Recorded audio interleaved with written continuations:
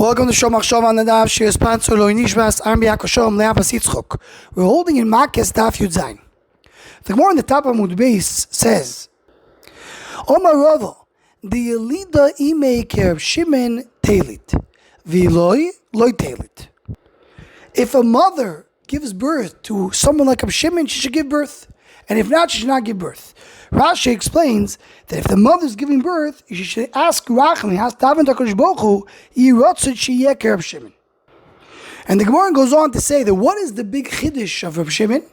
That he was misaris tekro. He darshan the pasuk in the reverse order in order for the drasha to work. That beauty that Rabbi Shimon did, that's the shvach that he's getting. Now the Ritva brings that the girsa should not be the iloi loi teilit, meaning only one who gives birth like a Shimon should give birth, and if not, she should not give birth. Okay, how can it be? Says the Ritva. There's many people that are not as great as Reb Shimon, but it's a big schus to give birth to them. It doesn't have to be the level of Reb Shimon in order to give birth. So the first part you say, someone who gives birth should daven, should be like Reb Shimon, but not that if not, she should not give birth.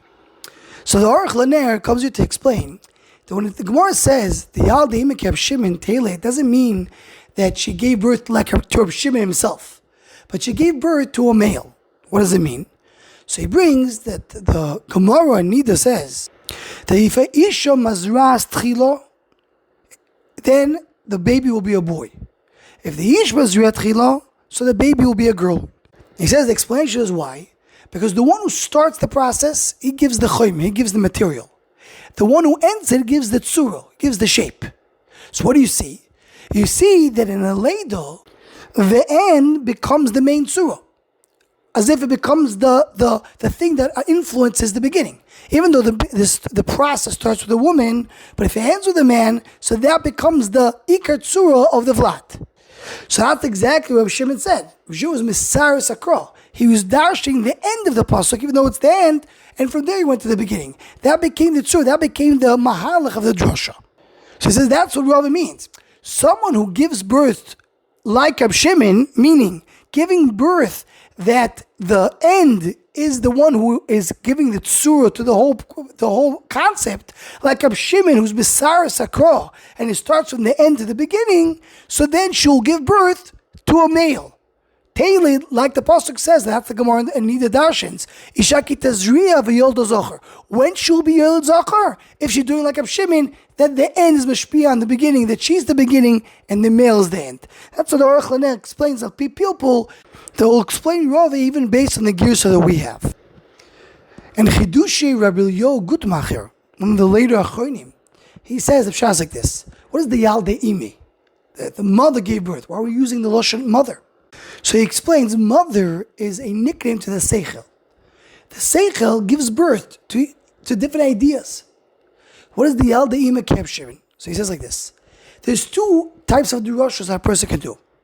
One drasha is a drasha which is emes. Emes la'amita sh'tayro. Now even if he delivers it in a very powerful way, not in a very beautiful way, but because he's giving emes, so you listen to him, it's something which is beneficial. Or there's another type of drasha. So maybe it's not emes, it doesn't go lahalocha, but because it's delivered in such a beautiful way, it's delivered in such an adequate way, so then it's accepted as well, even though it's not emes, but it's so beautiful. So that's two ways that drasha can be accepted. So he says like this: in our case, in our Gemara, Rava doesn't pass like Reb Shimon. He has a problem with Reb Shimon, as the Gemara goes on to explain. But he says that Reb Shimon said so beautifully, Misaris and Mikro, he was able to dash in the pasuk in such a beautiful way. So he says like this: the Yalde Ime, if the Seichel comes to Svaris, so at least he'll give Svaris like Reb Shimon. Meaning even if it's not La'alocha and he's not accepted, but at least will be beautiful Torah, will be a beautiful drasha. So even though there's pirchas to his drasha, but as long as he's saying it in a beautiful way like Reb Shimon, it's still valid. So that's what he says. The Yalde Ime, if his Seichel gives birth, it should be like Reb Shimon, which is so beautiful. And if not, he should not say it. If it has pirchas, he should not bring drashas that have pirchas. These are two ways to explain the Gemara based on our girsa and to answer the question of the Ritva, and there's a few others. Anyone who wants to join the Shomach Shov email us, so let's go please email shomachshov@gmail.com.